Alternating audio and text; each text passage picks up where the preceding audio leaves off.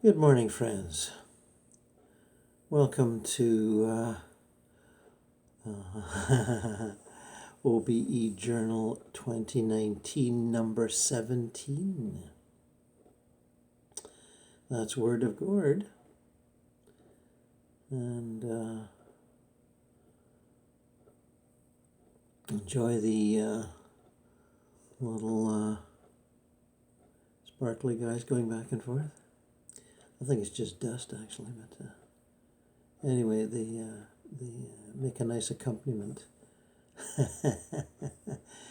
to the meeting of minds going on herein.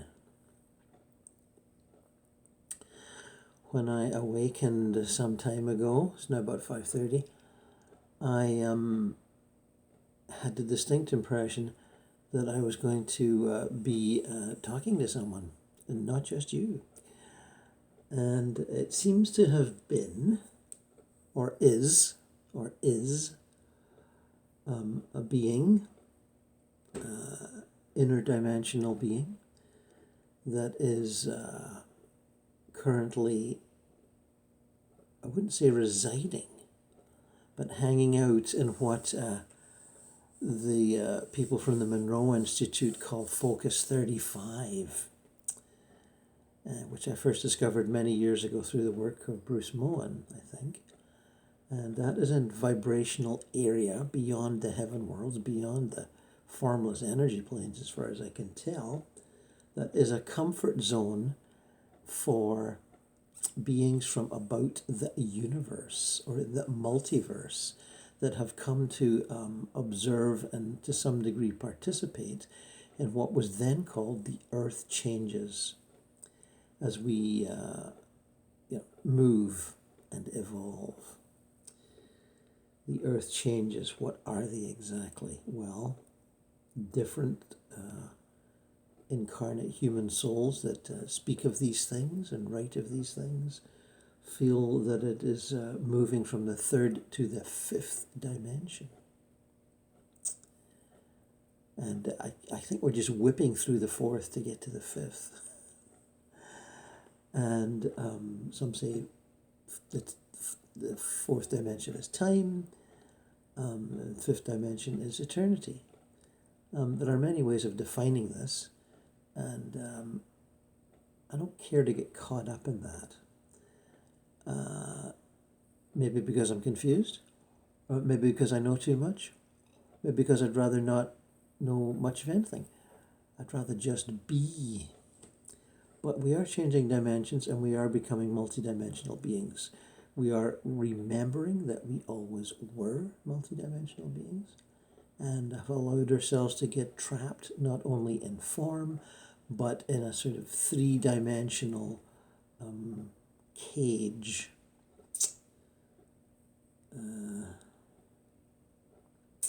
Cage from which we observe the planet that we're on and the lives that we're living.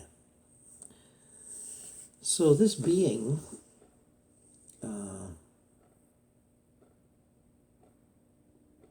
find myself interacting telepathically with half an hour or so ago. It's dawn now. It wasn't dawn then. I had plenty to say, and I'm going to do a little quick reversal back into that phase, and we'll continue on.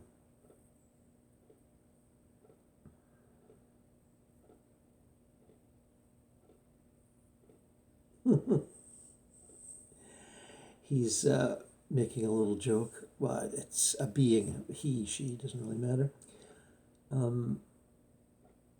About old science fiction movies, and he's sort of saying, "Good day, Earthlings." And that's pretty conscious. He's saying, of course, we completely transcend your 1950s sci-fi definition of who we might be, where we might be from, and what we might be capable of. We're much beyond any of that. And he knows that we realize this. Certainly the people listening to this video realize it.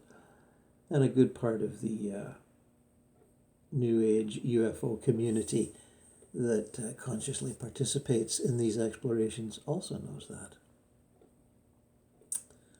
But he just wanted a little jokey, friendly introduction there.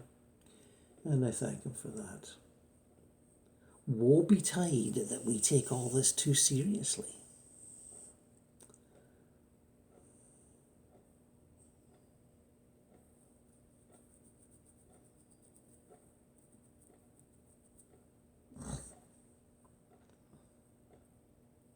He is commenting how exhilarating, and he's saying life-affirming. Although I suspect his definition of life-affirming is a little broader than our general one. Where he says, we're not talking about the joy of a mother experiencing her son getting off hard drugs, or a village being fed by, what is it, compassionate, wealthy people. He says it's way beyond that level of life-affirming. The life-affirming they feel watching us become significantly more sentient than we suspected we had capabilities of being is quite joyous. You are reclaiming your heritage, he says. You are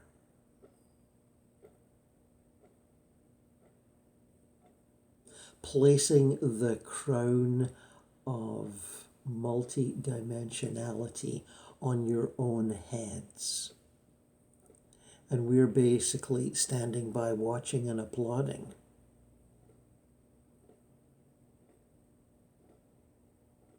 There are many of us here from many different sources, planetary and interdimensionally. Yes, there are some of us from inner dimensions that are not physical planets, that are not planets with various planes, including, by your definition, astral, mental, buddhic, causal, formless. It is possible to exist and evolve without that planetary base, and some of us have chosen to do that.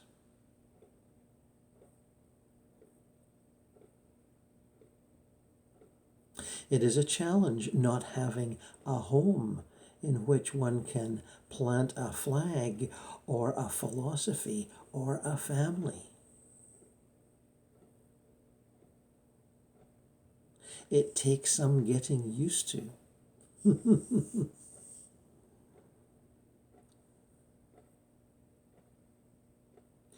Many of you humans will take on that challenge sometime in your evolutionary journey. And if you can take some positive example from us who are doing it now, we are gratified.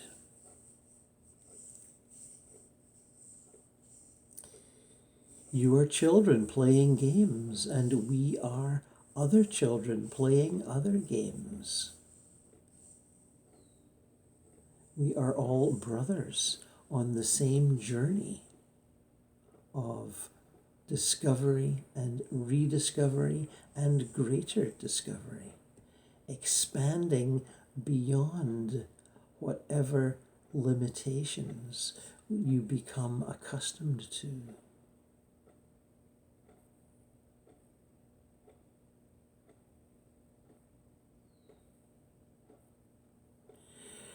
You love to define yourselves. You love to see yourselves in terms of bone and blood and tissue and DNA and spirituality and karma. You love to see yourself as slowly and gradually learning lessons and becoming smarter and becoming more efficient and becoming less arrogant and becoming more inventive. Inventive without punishing and limiting other species. Developing your conscience, developing your understanding of the interrelatedness of all beings and all life. You love to see yourself within these definitions.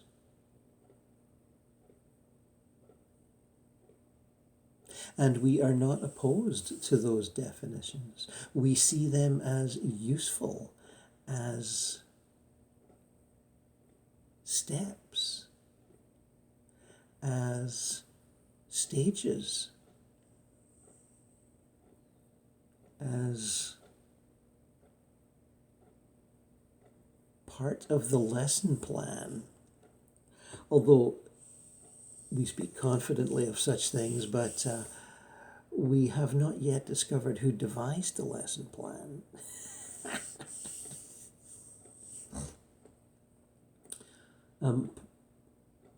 This being I'm talking to says, personally, I think the lesson plan devised itself. Oh dear, this is funny. And me, that's me, Gordon here. I'm inclined to agree. But what do I know? I'm just one of those incarnate humans that's narrowly defined by 3 dimensions. What a marvelous fool I am.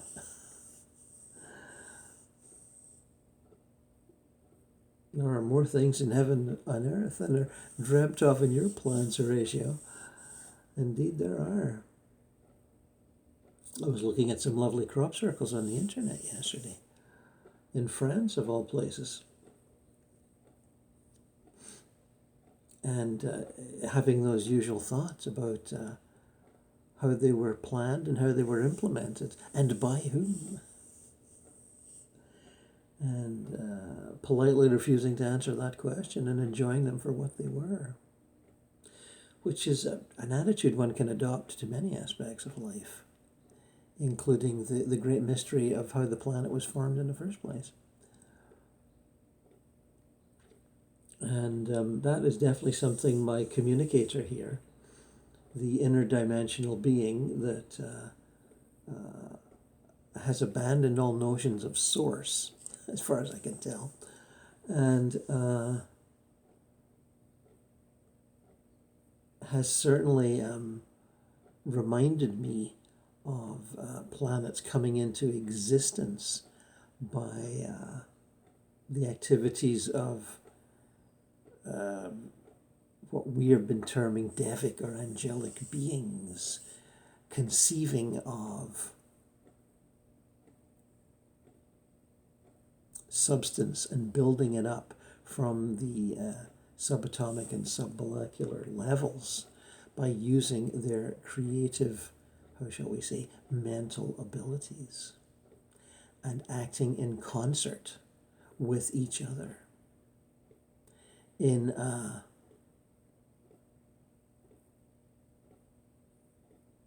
method so detailed and subtle and complex that I dare not try to describe it. I'm sure my words will be quite insufficient.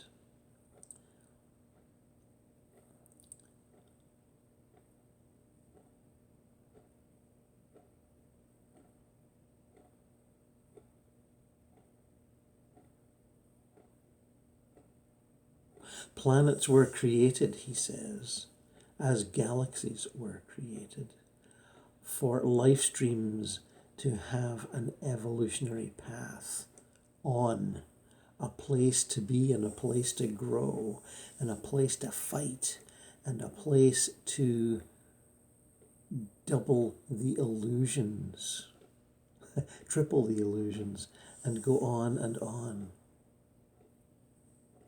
Finding perhaps that illusions are just as useful as truths as you sort of pick your way through them and find that they're really not that much different from each other.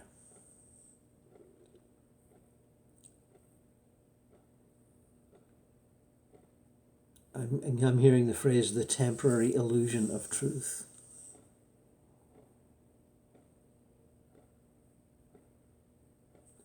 The useful truth of illusion.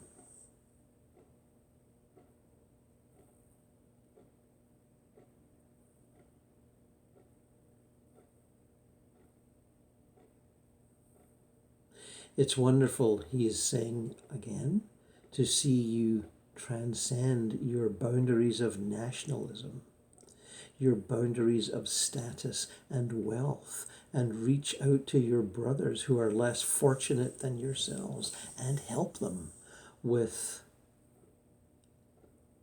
the wealth you have developed from your industrial and technical activities, coupled with your desire for endless profit. It's wonderful to see that turned into useful profit, and not profit for profit's sake, which of course numbers of your elite are still trapped in the status of wealth for the glamour of wealth and not the usefulness of wealth. It is a journey, and your elite, your current elite, are taking it bit by precious bit as they unload their fears of not being wealthy, which of course are based in past lives of being just that, poverty-stricken, hungry, ill, grumpy.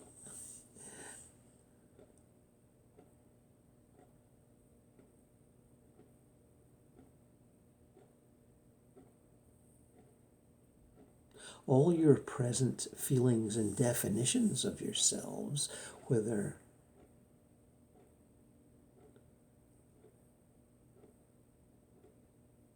fat or thin, are based on past lives, on this and other planets, where you experienced other levels and stages of consciousness and got trapped by them, as one gets trapped on the physical plane by the sheer density and harshness of the experience. Many of you are still experiencing this now as you dance with Mother Nature and suffer under her storms and tempers and mood swings.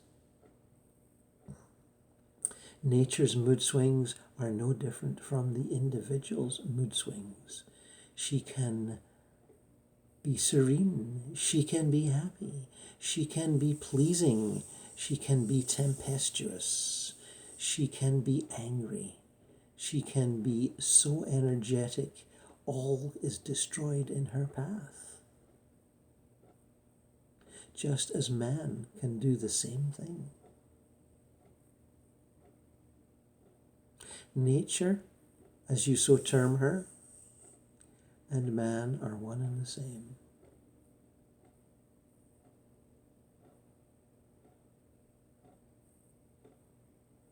Those of you who run from fire and flood and tornado seeking shelter,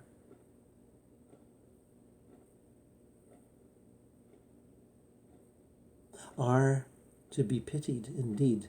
It is a trial. It is imprisonment of sorts.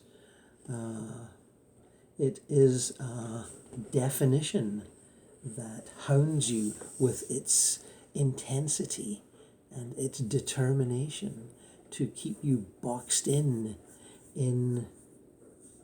well, running from the inevitable.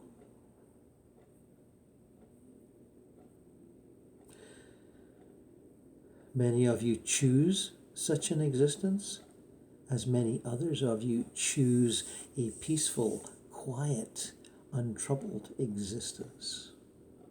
And those choices, those incarnational choices, are based on what you perceive you need for the next stage of your unfolding.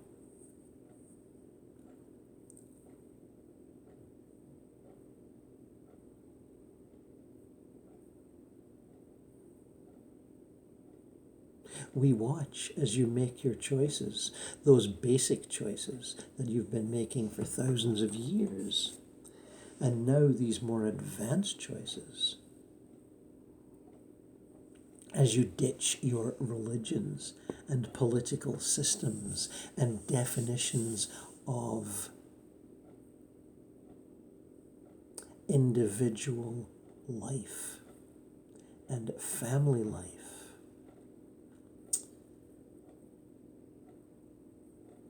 As you ditch all those for a greater, wider conception of who you are and what you can do and what can be accomplished. You can live in other cultures. You can adapt to other worldviews. You can embrace the strangeness of the stranger.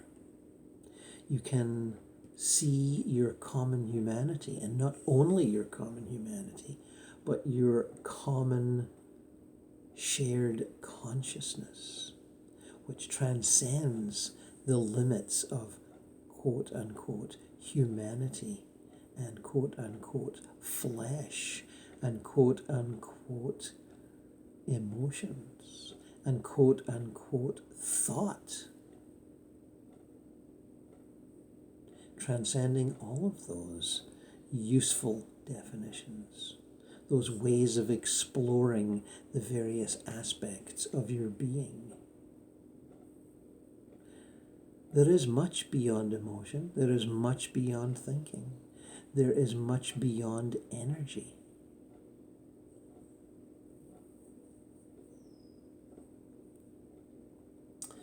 Much that I will not verbally define, which I will leave for you to uncover. Lift up that carpet and see what's underneath it. Pull down that sky and see what's above it. Enter those mountain ranges and see what lives within them.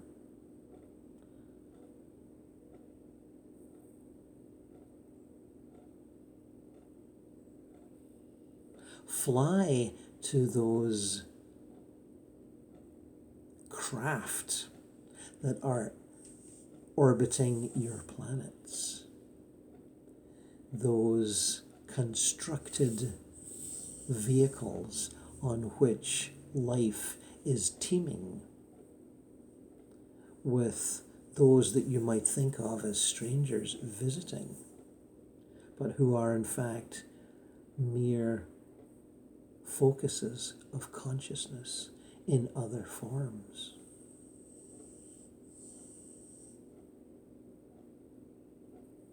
Fly to those crafts and be welcomed in what you might call your astral or mental body. Interact with those beings as you interact with us at this so-called Focus 35, where we hover and observe and take notes and, quite frankly, chuckle amongst ourselves. We are at a stage, or many of us, where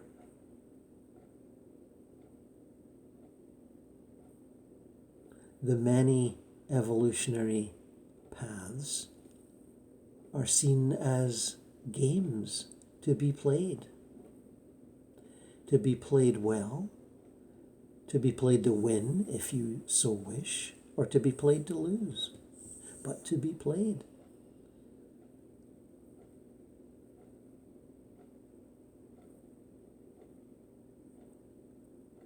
And we know that one day you will see the game of life as such, as a board game that many of you like to play, like chess, and advance your interests of the moment.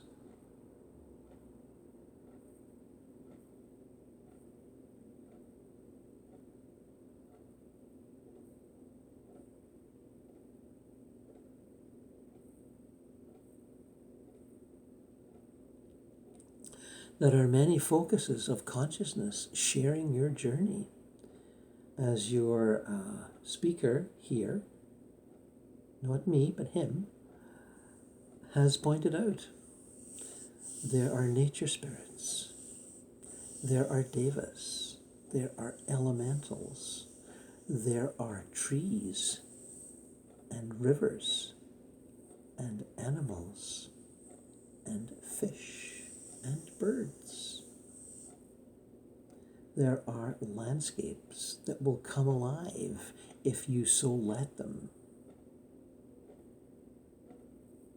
There is the silence in which you can merge with all that surrounds you and explore that consciousness that transcends the personal and inches towards the cosmic.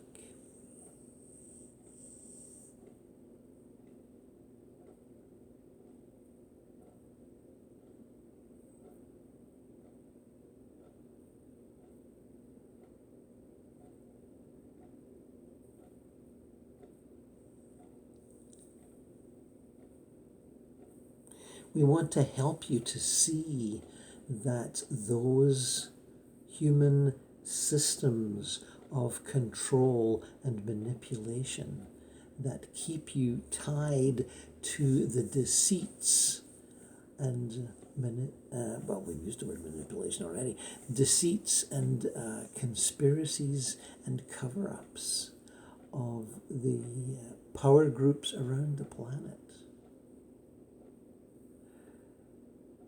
We want you to see that they are game shows,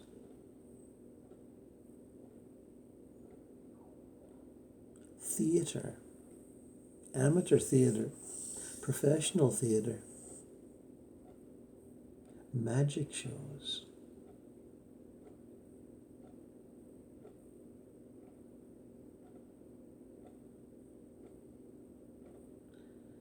movies in which you are tricked into playing a part that you hardly understand. Well, you can step out of those parts. You can step out of the paranoia, of the suspicion, of the helplessness, and see those magic shows for what they are.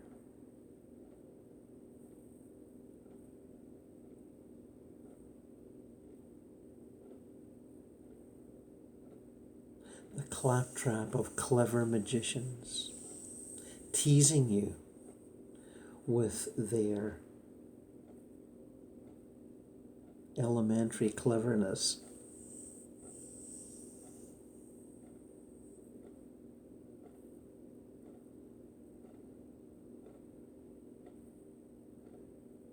Maintaining status in hierarchical societies by manipulation and deceit and cheating and lying. It's an ancient game on your planet. It's an ancient game on many planets. But its venerable history is no reason to cling to it farther.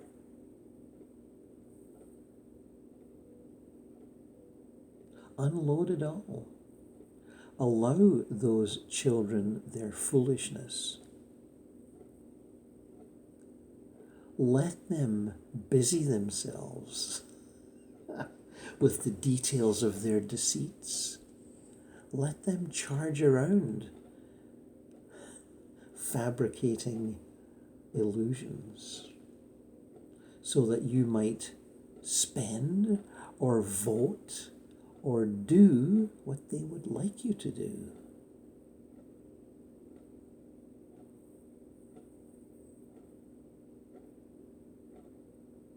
Allow the children their petty games and candies and laughter and tears.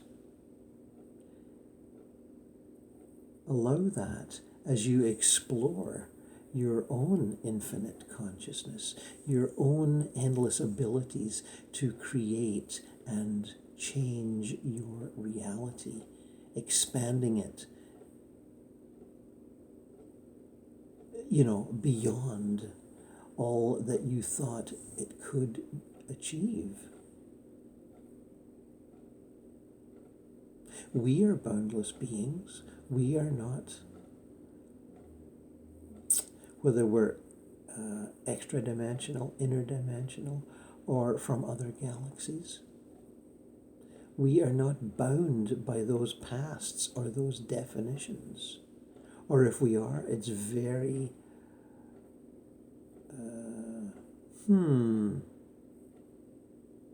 a very slim attachment, if any attachment at all.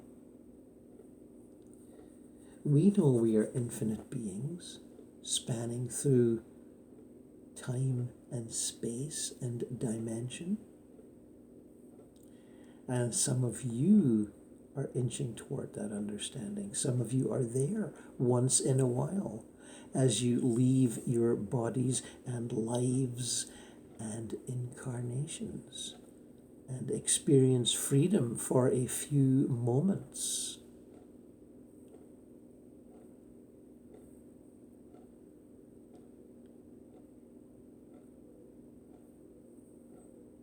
You oscillate between limited and unlimited.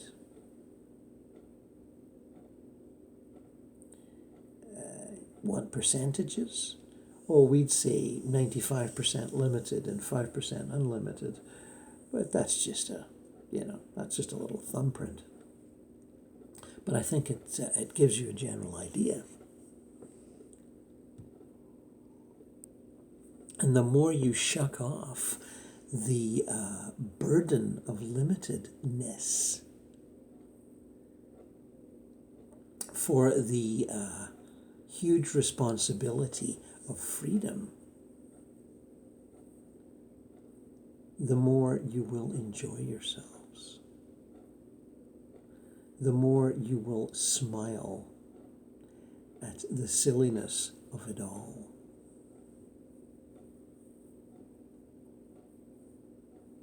The more you will see the vanity of accomplishment, the illusion of status, the arrogance of intelligence.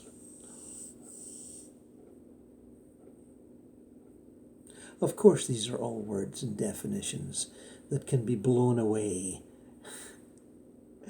by the smallest breeze of change. But as you move along your journeys, it is useful to use such words, to employ such concepts, to advance such ideas.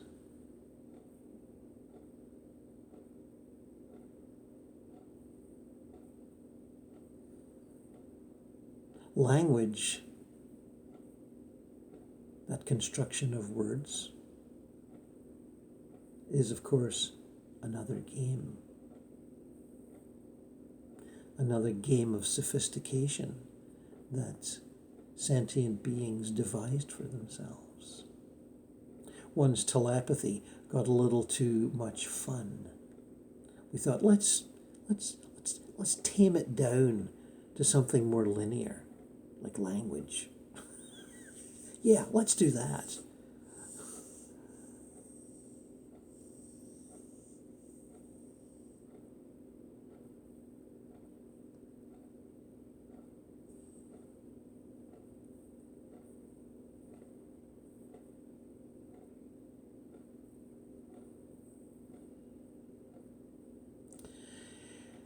Scratching images on the walls of caves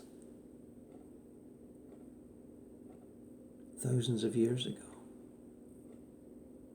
Animals that we wish to either eat or maybe worship. That was once a pinnacle of achievement.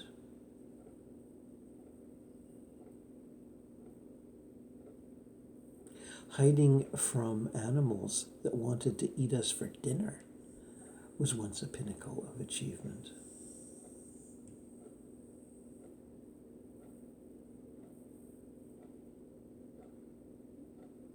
Raising a child for a year before death was once a pinnacle of achievement.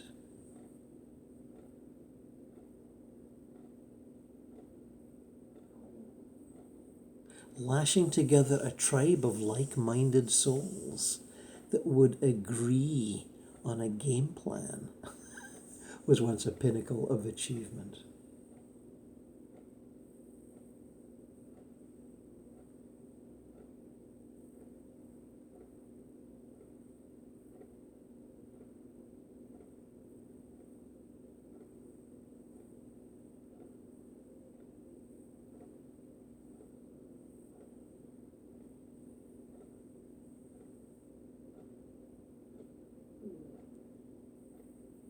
Coming down from the mountain of spirit to the valley of incarnation, just for a while, not too long, was once a pinnacle of achievement.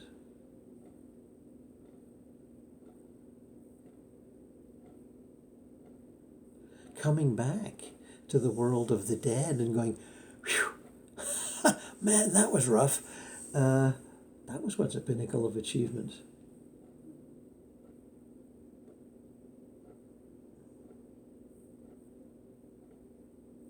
Staring out from the prison of incarnation, of physical trials and tribulations, at the night sky with its twinkling stars, stretching to what we then thought of as infinity, and wondering.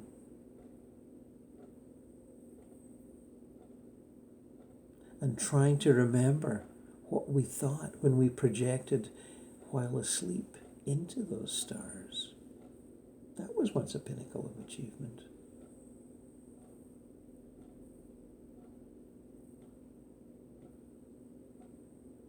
So look at your current endeavors on the planet as new pinnacles of achievement.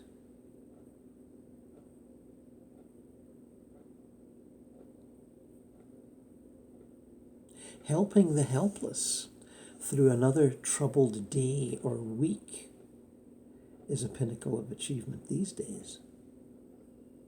And we certainly applaud your efforts in that direction.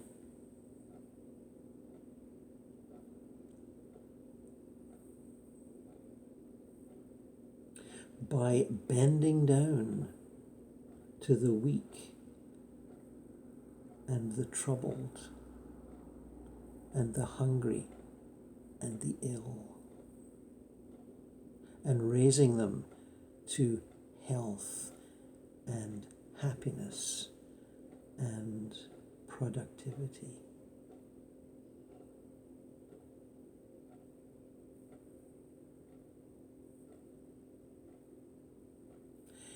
is a current pinnacle of achievement. And by doing so, as many of you realize, you will raise the vibration not only of yourself, but of your planet. This is all part of raising the vibration, of bringing it up through dimensions, where you can see through illusions, where you can see through time and space, where you can see the heaven to which you are headed long before you get there.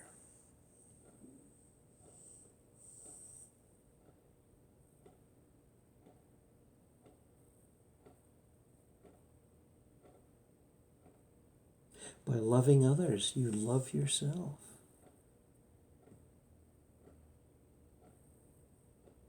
By loving yourself, you love the limited being that you have temporarily chosen.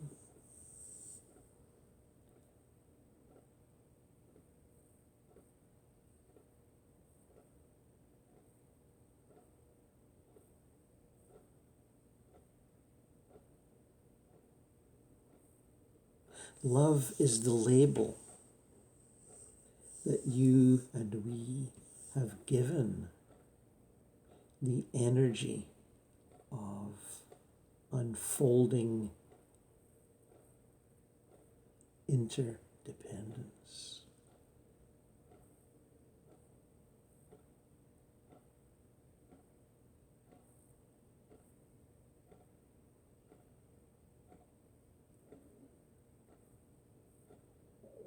When we are not in form, we are beings of light, and we all look alike.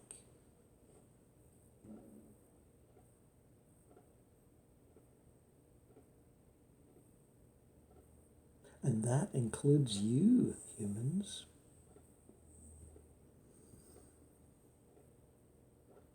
Well, thank you, my friend and compatriot from Focus 35, who claims to be, and I don't doubt him, him, an interdimensional being, observing the unfolding of our divine foolishness.